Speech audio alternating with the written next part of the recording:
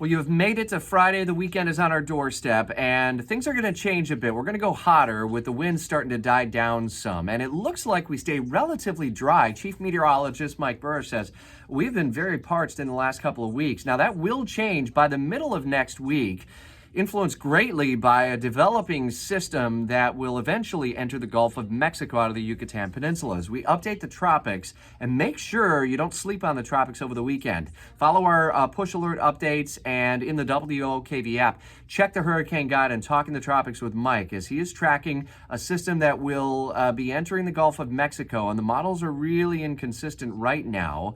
However, we will be dealing with something in the Gulf of Mexico by the early to middle part of next week.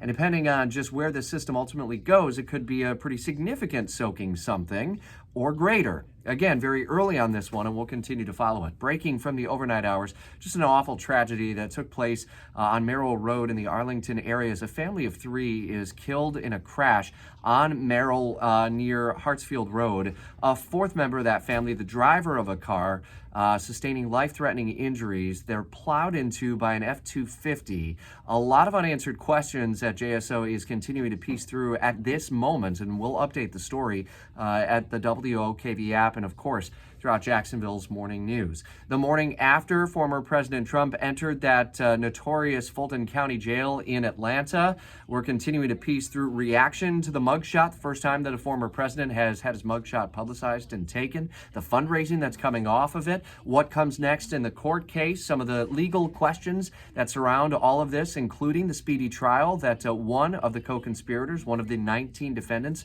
is ultimately seeking in Fulton County. A lot to still unpack for you on this still developing storyline. These and other stories updated at WOKV.com, in our app, and during Jacksonville's morning news. It's game day weekend. The Jaguars at the bank. Saturday's kickoff, 7 p.m. And if you're not there, make sure you watch it on CBS 47.